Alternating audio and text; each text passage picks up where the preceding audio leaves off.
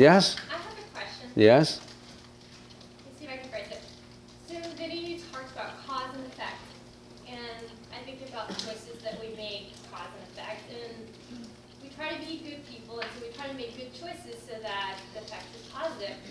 But what happens if you're in a situation when you make a choice in either way, there's suffering that would happen to either side? Mm-hmm. So how do you choose?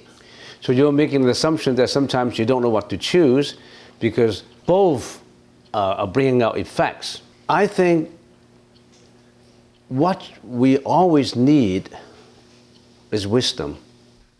You need the wisdom to make the right choice. And what differentiates people from a person without wisdom and a person with wisdom is this person who has wisdom cultivated the wisdom.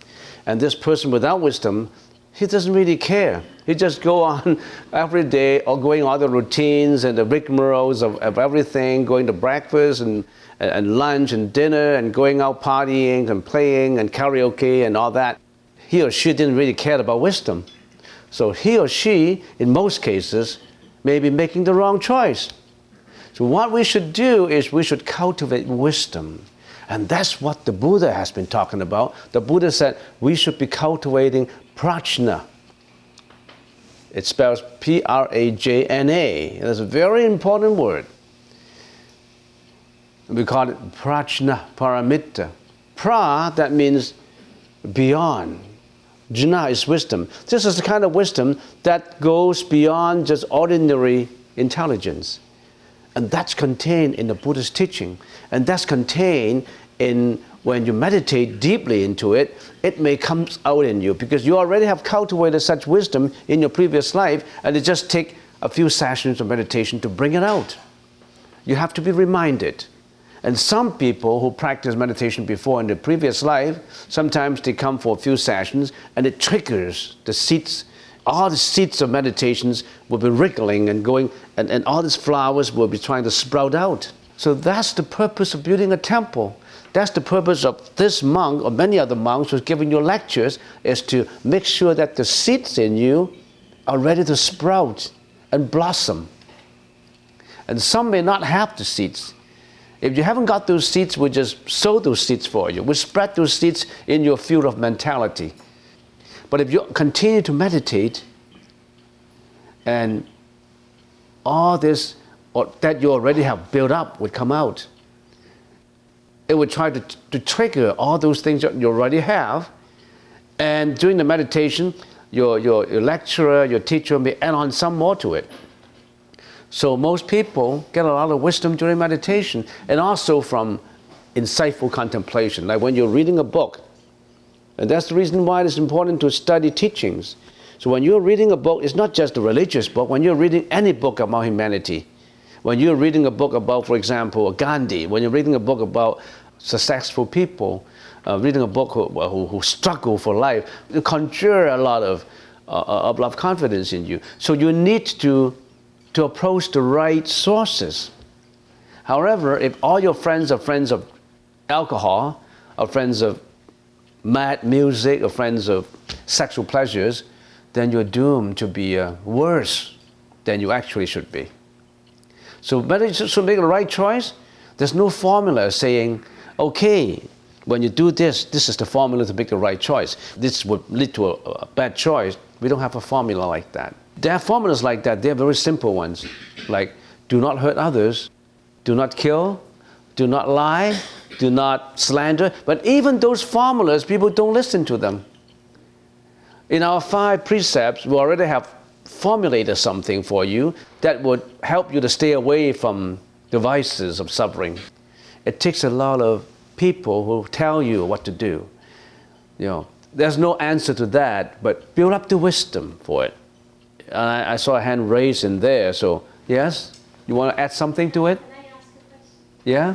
We sometimes chant Heart Sutra or the words of Heart Sutra. I was wondering, because it talks about voidness, emptiness. Yes? There's nothing to be attained, Yeah. no enlightenment, Yeah. no defilement.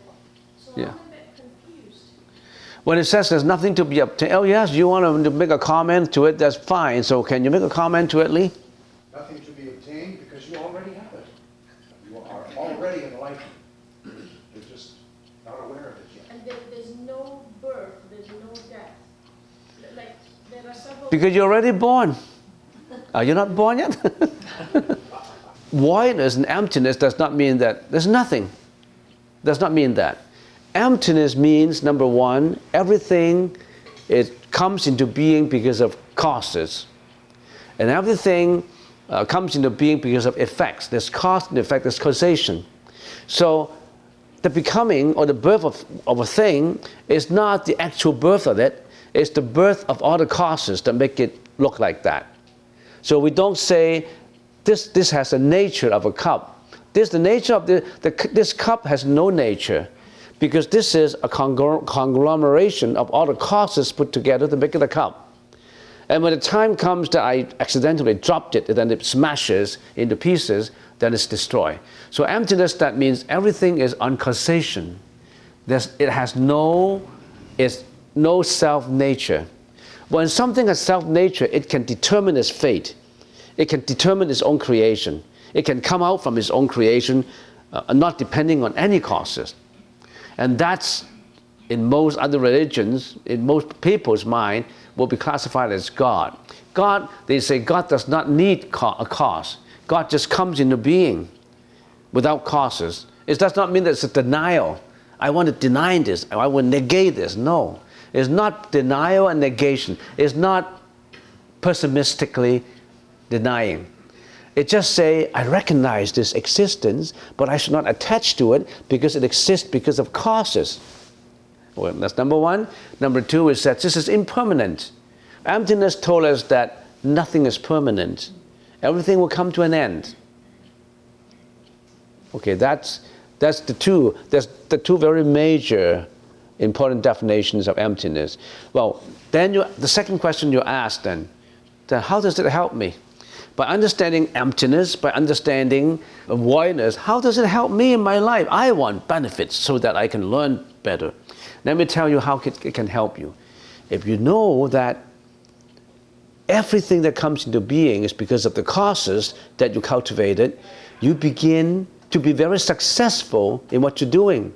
For example, if you go into first year university, for example, in this year, and you know that I've got to build up all these good causes to get the higher mark. I need to do all these notes. I need to read all these things. I need to listen attentively to the professor's lectures. And I need to be very conscientious and confident in what I'm learning. I want to build up all the good causes that will lead me to that A, grade A in this course. I want to build up those causes. If I'm a bad student, I don't really care. I just go to lecture every day and drowsy, and I may not even have the textbook, and I just say, oh, I'm getting along, I've just enjoyed university life. What's the mark that I got, I don't really care. So you're not building up causes to get good records of your schooling, of university education. Then you may not get it. So you want to build up all the causes of success in whatever you do, and university education is just an example. In your job, in your employment, in your life, you want to build up every good cause that would lead to every good effect. So you become very positive. You become a planner. You plan all those causes so that you can get that success. If you're not a good planner, you won't build up causes for it. If you want your kids to be very successful, the parents should build up all these causes to educate the kids to go towards that success. Right? And as far as impermanence is concerned, you know that nothing exists for too long. That you know that life is short.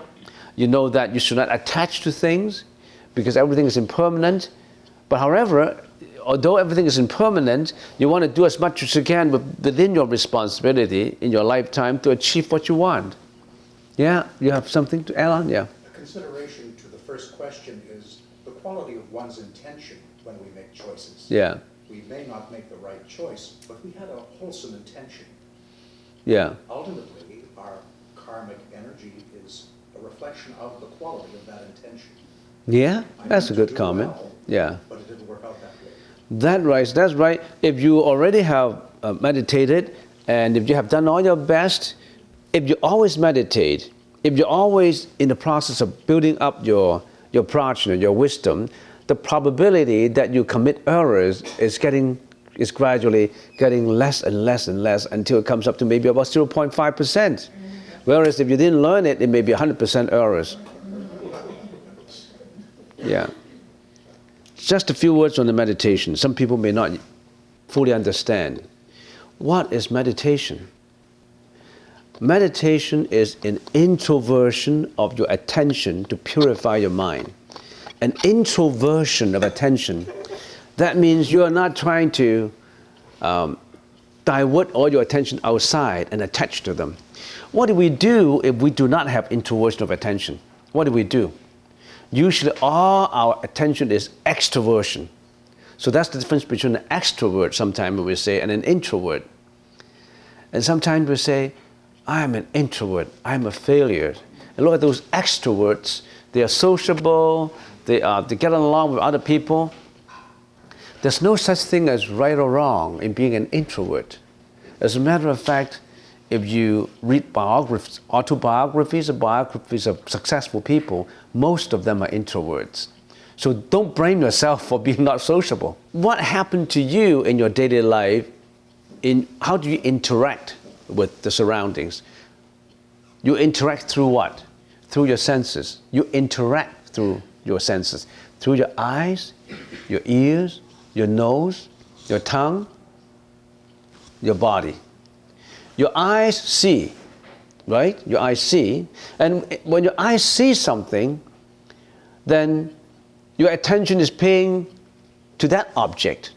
And you may be enticed by that object. If you're being attracted to that object, many, many effects will come out. Sometimes with good effects and bad effects, but then you're extrovert, you're being attracted by the object. Your eyes are being attracted by the objects. Your eyes, your ears, you listen to music, your ears listen to it and you're being attracted to it.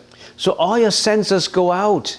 Your tongue, you taste the food, your nose smell the fragrance, your body feel the touch. All your senses work extrovert. And when your senses go extrovert, they're not under control. Most of the time they're under control. They start to attach to all those objects. How many objects are there? Millions of objects. Just my eyes, for example, I see this thing, I don't like it, I hate it. And you have a hatred built up because of this sight. I see these flowers, I love these flowers. So you have a beloved relationship with the flowers that build up. There's another emotion built up. You go into shopping and you see a diamond ring, you say, oh, how beautiful that diamond ring, I don't have enough money, maybe when nobody noticed it, I would just put it in my pocket. So that sight of the diamond ring increased your greediness and you want to steal it. You want to possess it. So your eyes lead you to do many other things. And how many objects are there that your eyes will lead you to do? Uncountable, immeasurable. But then when you're meditating, you say, no more of those. You want to be introversion of attention to purify the mind. So all these senses are going out. Now you don't want to be cheated by all these things because you react to all these things. When we say react, you react with emotions. You react with passion. You react with desires. You react with greediness. You react with jealousy, with hatred, with envy, with lots of these emotions. You react your emotion to what your senses feel outside. If you're meditating, you're not doing the same thing anymore. You have more wisdom. Because what? Because you step back and look at your own reaction. When you're meditating, you stand back. You're not that person. You stand back and look at I see this lady. I react to it with the sensual desire. Now I look at this reaction. I say, no more of this reaction. So you look at your reaction instead of have your senses being enticed and cheated by the outside. Who can examine one's own reaction? One is just submerged in reactions and act accordingly. They are not objectively standing behind their own reactions and examine it. They don't do that. If you can successfully, you can be objective judge standing behind the panel, looking at all these reactions and not be cheated by them, you are a saint. You are a saint, and you will be away from suffering, because it's most of the time these emotional reactions lead you to suffering. Most of the time, 99% of the time. Now you're objectively sitting behind it. You don't get cheated by it. You are enjoying happiness, not a reaction. You're responding to a reaction. A response is different from a reaction. A reaction is emotional. A response is rational. Which one you prefer? You want to be objectively rational, right? Because why? Because your life will be happier by being rational. Your life will be doomed for failure if you are irrational. So the Buddhist teaching is lead you to happiness. But how many people would really enjoy doing that? How many people will be enjoying meditation? They will be enjoying the alcohol, not meditation. If you come to a point that, oh, if I can go home and meditate for 1 hour now, I would feel extremely happy. The left hemisphere here is responsible for learning, for names, since birth, for memories, for actions, the languages and everything, the left. And this right is very insightful. It corrects you. It heals you. It's philosophical. It's beyond, it's metaphysical. As a matter of fact, many of this right hemisphere of the brain, you only used up 10% of it. You haven't used it up. If you have a brain damage, if it's on the left side, then you lost your memory. You lost your names, you lost what you learned. But if you haven't damaged the right side, your right side will be a healing effect to heal the left side. And you'll be amazed. That doctor can heal up the left side. So that left side of the brain is where, when you're meditating, you're exploring into it. The right side of the brain, you're exploring more and more into it. Even the scientists really haven't really explored that much. They only can explore 10% of what is in there. But if you continue to explore using your meditation on the right side of the brain, then you will find you're at one with the universe. You will find that your wisdom level has increased more and more. The magic is there. And I still need to remind you to read that book, which is really good, A Stroke of Insight. That book is called A Stroke of Insight, where a brain scientist, Harvard University, he had a brain hemorrhage. Is it called hemorrhage? She had a stroke. A stroke. She had a stroke, and a lot of blood comes out from the left side of the brain. And she couldn't speak, couldn't remember, lost her memory, lost everything. But she's a scientist, a brain scientist. But she was able to be at peace because somehow in the right side of the brain, he knows that it has a healing effect, and she continued to use the right side of the brain to heal up the left side. And after 3 years, she became recovered. And she make an account of what she experienced. She lost the left side of the brain. She found that if she put all the intellectual attention to the right side, she's at peace. Even though she couldn't speak or lie in bed, no movement, no actions, no memory, and nothing, but he's at peace because the right side of the brain works. And that's the right side of the brain that every meditator is exploring. Every time when you sit there and sit still, you are exploring into the unknown. People take adventure. People want to take adventure in the desert, in the forest, in the wood. They never would have a chance to take an adventure of their own brain. You are special. You want to take a journey into your own brain. Find out more about it. 2,600 years ago, there was a prince who took a journey into understanding the right side of the brain, and he became the Buddha. Don't you want to explore into it? That uncanny, inexplicable journey into the unknown.